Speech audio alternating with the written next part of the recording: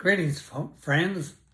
Father Leo here again for a little reflection for this coming weekend.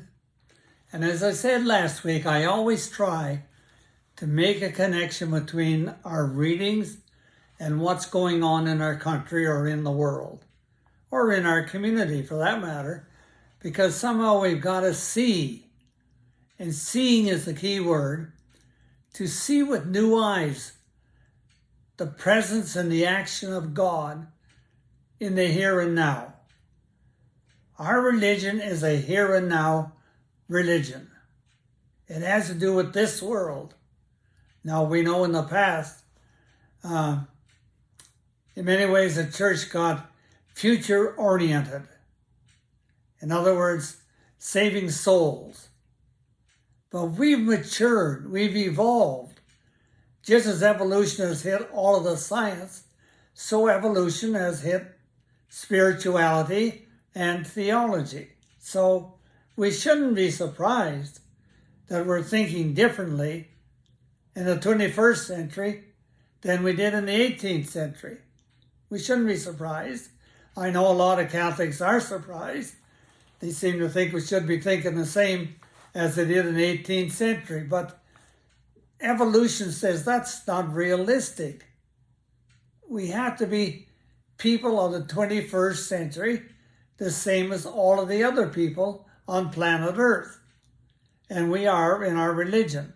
All right, let's get on with today. Let's see here. I want to talk about what we've done for pastoral reasons. What I've done for pastoral reasons. There's a book, and I know many of you own it.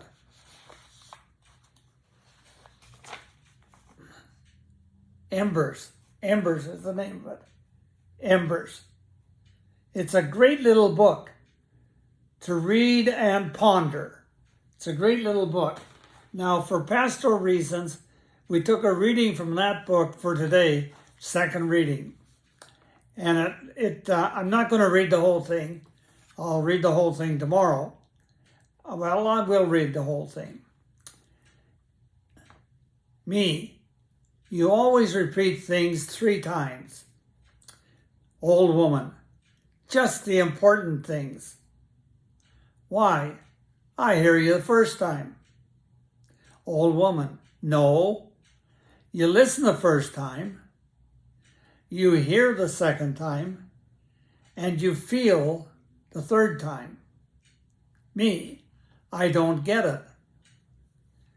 When you listen, you become aware. That's for your head. When you hear, you awaken. That's for your heart. When you feel, it becomes a part of you. That's for your spirit. 3 times is so you learn to listen with your whole being. That's how you learn. To listen with your whole being. Now, the reason I'm speaking and made that change, pastoral reasons, is I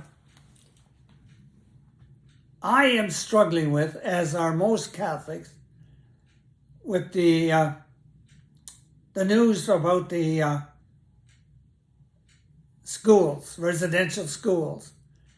The fact that they were put in place to take the Indian out of the children, to being abusive, and I don't know what all. The stories are coming out. And the thing is, every article I read by the various journalists, each one seems to think they've got the answer. If they do what I write about here, all will be well. It's not that simple. It's a very complicated and a very complex story. A tragic story, no doubt about it. And it has impacted me with shock, embarrassment, shame, victimhood, wondering how to process it. And so I've been pondering this now for quite some time. And I think that that first reading, or that second reading rather, the one I just quoted, really gives me something to operate out of. I've been wondering, what can I do? That's the question. What can I do to help the situation here in this area? Obviously, I can't go out to British Columbia, but I can maybe do something of value, something Christian, something which brings the awareness of God's presence and action into this situation here and now. Here and now. And the three things the old woman talked about is listening. Listening. The indigenous people need to be heard. And that's one of the big complaints they have, is they have not been heard. They have not been heard. And so I think that part of that is that we hear. That we hear. And the hearing is, we need to tell our stories, both in response to the residential school situation and the tremendous suffering and trauma on our indigenous people. So that's one aspect of it. And we must become listeners. Become listeners. And one of the things I thought of doing was getting together a couple of settlers, I guess, white people like myself, I guess, maybe, so there'll be three, and three indigenous people, because they have asked to have healing centers set up across the country. So maybe I can do that here in Peterborough and have a small but useful healing center somehow. So I've thought of getting in touch with an indigenous person and see if they get two other people, but I would ask them, what do you want? Not what I want. What do you want? Not what we want, but what do you want? And how can we facilitate that? And then get together and tell our stories. Tell our stories. Pour out our pain and our trauma and our grief and sorrow. And yes, even hatred and anger. Even hatred and anger, whatever it may be. And so that's the kind of thing that could be done. The other one, which I maybe have never thought, but I talked to a Catholic the other day, and she said, before we do that, we need to get together. Catholics need to get together and deal with their baggage, if you will, with their trauma. Because I think in many ways, speaking again for myself and people I've listened to, many Catholics feel traumatized by this horrific tragedy of the schools. I can't get my head around that adults would hurt a child.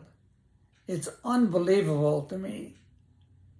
Now, it's believable when I'm told by people I trust, no problem believing at all. But it's not being able to take it in, not being able to really take it in and process that. So I'm thinking maybe I'll probably move with a healing circle of Catholics who need to tell their story about the traumatization of this revelation, and then move on to meeting with Indigenous people and they with us. So that's kind of my plan today, is listening, is to hear, listening and hearing. She said listening is for the head, hearing is for the heart. In other words, the love, the compassion, the caring, all of those kind of things that we think of when we think of the heart. And maybe other emotions that are now living in our heart because we're offended by what happened. And there is still happening. Still happening. When I think of the indigenous communities that don't have safe drinking water, like it's still going on. It is still going on. And that's no good. So I think we have to hear with our hearts, and justice has to rise. That justice rises up, and somehow justice be done for the indigenous people. Those that want to remain on the reservation, fine. Those that want to come out and live outside the reservations and maybe assimilate, that's up to them. It's not up to me, up to us. But at least provide those possibilities if perchance that's what they want. That's all I'm saying. I don't know. So to hear, to really hear, and to believe. Now, to hear if we gather as Catholics, they tell our story, knowing we'll be heard and we'll hear. And when we gather with the indigenous people, we will hear and we'll listen, and then we'll hear. We'll hear their pain. We'll hear their sorrow, their grief. They're wondering why their children never came home. It'll happen. It can happen. And number 3 is feeling. To feel, that's our spirit. We know the indigenous people constantly refer to the Great Spirit and how the Spirit permeates all of creation. In many ways, we're simply coming into that now. The indigenous people have believed in the presence of the Spirit in all of creation for a long time. We as Christians, Catholics, are simply starting to know that, to believe that, to be taught that, of God's indwelling presence in all of creation, that all of creation is the body of God. When I look out my window here, I see the green grass, I see the birds, I see the flowers, I see the trees, I see the blue sky. I'm looking at God. I'm looking at the Creator. I see the Creator. Oh, the indigenous people have been doing that for hundreds of years. We've been running around with a sky god, as I call it, separation. But like I said one day, separation is a bad word. Don't be saying it. It's a bad word. Or if you do say it, go to confession. No, of course, I'm only kidding. But the thing is, it's not. It's one, one, one. Everything is one. And we've got to get through that head, through our head. Everything is one, and we are inside, not outside looking in. All right. So, the Spirit, the spirituality, and to see how the Spirit, through this process of listening and hearing, that there will be a spiritual awakening, yes, awakening, and a hearing that touches the heart, but now empowerment. The Spirit will empower us to act, to act. And again, that would come out of a dialogue and conversation with the indigenous people, or if it's just self as Catholics, then it would come out of our dialogue and conversation.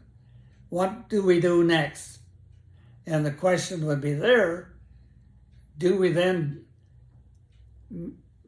ask some indigenous people what they want or need from us and meet with them? And I think more than anything else, we've got to become aware and awaken that we are brothers and sisters. We are. We're one in the human family. There's no place for racism and discrimination and superiority.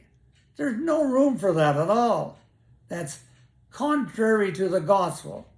And if I'm going to claim myself a follower of Jesus, then I've got to internalize and live that. And live it. And that's really what it's calling for.